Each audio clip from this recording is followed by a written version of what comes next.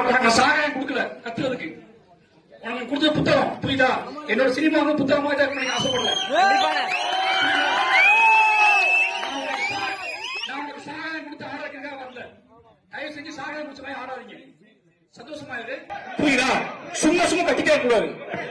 படம் எதுக்காக முதல்ல புரிஞ்சுக்கோ. எதுக்காக சினிமா தேட்டருக்கு வந்திருக்க? ஏதாவது கத்துட்டு போதும் தேட்டருக்கு வந்திருக்க. எதுக்கு இருந்தாலும் கத்திட்டு என்ன அர்த்தம்? ஏன் எல்லா இடத்துலயும் கத்திக்கிட்டே இருக்கீங்க? நான் உங்களை பார்க்கத்தான் சரியில்லை வந்து எல்லாருமே ஓகேவா? முதல்ல எங்கிட்ட பேசுங்க. முதல்ல எங்கிட்ட பேசுங்க. நாங்க சொல்றத கேளுங்க.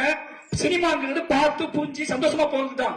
ஒரு முறை ஒருத்தனை பார்த்து கத்தி கூப்பாடு போட்டு அம்மா போறதுக்கு இல்ல. புரியுதா? நான் படம் எடுத்தது நீங்க என்னை கத்தி கூப்பாடு போட்டு கடவுள் மாதிரி நினைக்கிறதுக்கு இல்ல. எனக்கு நீ அமைதியா என்னை நேசிச்சா போதும். என்னை தள்ளி நின்று என்னை பார்த்தா போதும். நான் சொல்றத கேட்டா போதும். புரியுதா? எனக்கு இது ரொம்ப முக்கியம். நல்லா புரிஞ்சுக்கோ. நீ மாறினான்னு கத்துறது வந்து என் கூட பிறந்த தம்பி மாதிரி அப்படின்னா என்ன அர்த்தம்? புரியுதா?